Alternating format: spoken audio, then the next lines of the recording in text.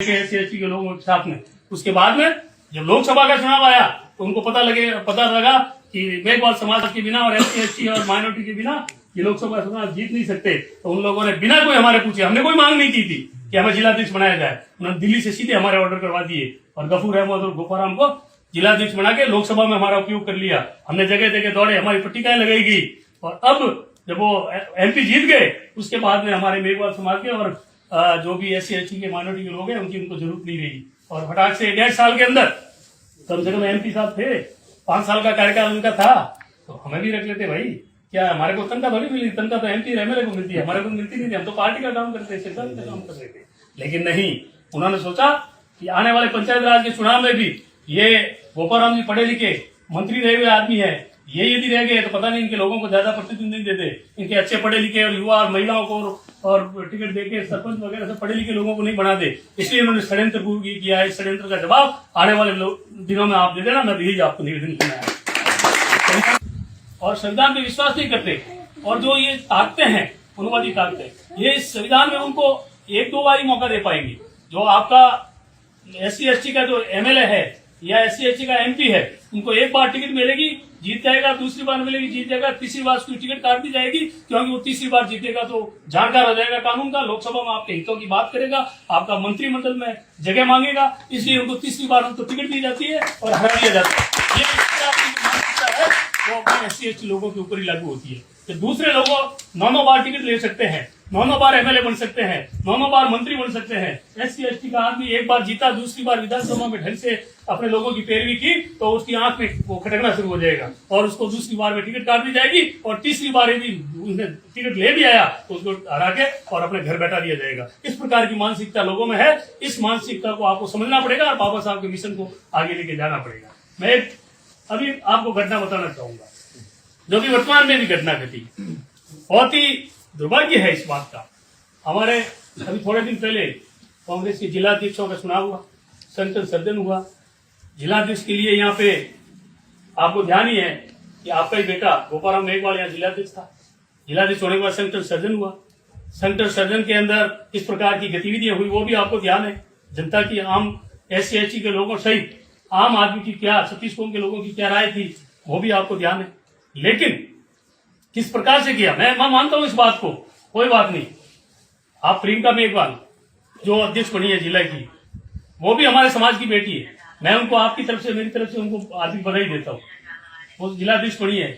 लेकिन ये नारी सशक्तिकरण की हमारे अभी थोड़े दिन पहले, 2 दिन पहले मेवानगर के अंदर समाज की मीटिंग थी। आपके यही कि मैं नाम लेके कहना चाहूंगा, आपके यहाँ के विधायक, पूर्व विधायक, वो भाषण में कहते हैं कि हमने महिला सशक्तिकरण का काम किया है और मेघवाल समाज की 3 महिलाओं को कांग्रेस पार्टी ने जिलाध्यक्ष बनाया है। ये हमें पता है। आप किस रूप में आप बात कर रहे हो?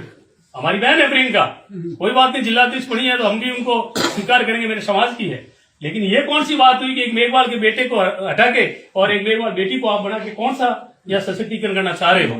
मैं इस बात का उनको MLA साहब को भी पूछना चाहूंगा। ये अच्छा होता, आप सिर्फ मेघवाल समाज में महिलाओं का सशक्तिकरण करना चाह रहे हो तो मेरा ये निवेदन था कि आप ही किसी OBC में भी किसी माली को, किसी प्रजापत को या किसी पटेल को, पढ़ी लिखी महिला को, शिक्षित महिला को यहाँ पे अध्यक्ष बनाते तो हमें भी लगता कि कोई बात नहीं, मेघवाल के बेटे को हटा के आपने बनाया तो कोई बात नहीं। लेकिन एक मेघवाल के सक्षम बेटे को हटा के आप उनको नौसिखियों को यदि जादू सौंपते हो, ये कहाँ का निर्णय? ये इस प्रकार का अपने समाज के ऊपर, दलितों के ऊपर ही प्रयोग किए जाते हैं, दूसरे लोगों के ऊपर प्रयोग नहीं किए जाते हैं। इस बात को आप लोगों को समझना पड़ेगा। मैं ये कहना चाहूंगा, आपके हमारे विधायक जी को 4 बार मेघवाल समाज ने, यहाँ आपके जो विधायक जी है उनको मेघवाल समाज ने 4 बार तो कांग्रेस ने टिकट दी और 2 बार मेघवाल समाज के कारण ही वो है जो MLA बने हैं। अब मैं उनको कहना चाहूंगा, आप महिला सशक्तिकरण करना चाह रहे हो तो आने वाली विधानसभा के अंदर आप बहन प्रियंका को यहाँ से विधायक की टिकट दिलवाना, हम मेघवाल समाज के साथ रहेंगे।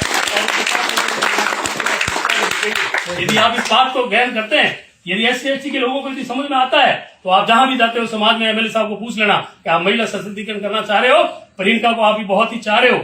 और कुछ लोग, जब उन लोगों को वोटों की जरूरत थी, जब उन लोगों को विधानसभा में जीतना था, तो विधानसभा के अंदर इन लोगों ने कई जगह गोपाराम मेघवाल को बुला के पट्टिकाओं के नाम लिख के और मेघवाल समाज को एकत्रित करने के लिए उन लोगों ने उनका उपयोग किया और वो अपने विधानसभा पहुंच गए नाम लेके SC के लोगों के साथ में। उसके बाद में जब लोकसभा का चुनाव आया तो उनको पता लगा कि मेघवाल समाज के बिना और SC और माइनॉरिटी के बिना ये लोकसभा चुनाव जीत नहीं सकते।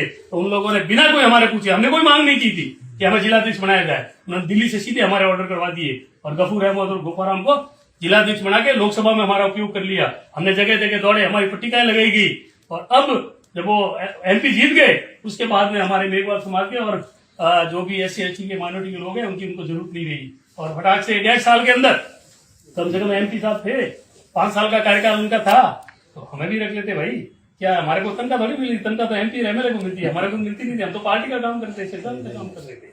लेकिन नहीं, उन्होंने सोचा कि आने वाले पंचायत राज के चुनाव में भी ये गोपाराम जी पढ़े लिखे मंत्री रहे हुए आदमी है, ये यदि रह गए तो पता नहीं इनके लोगों को ज्यादा प्रतिनिधित्व नहीं देते। इनके अच्छे पढ़े लिखे और युवा और महिलाओं को और टिकट देके सरपंच वगैरह सब पढ़े लिखे लोगों को नहीं बना दे, इसलिए उन्होंने षड्यंत्र पूर्ण किया है। इस षड्यंत्र का जवाब आने वाले दिनों में आप दे देना, मैं यही आपको निवेदन करना है।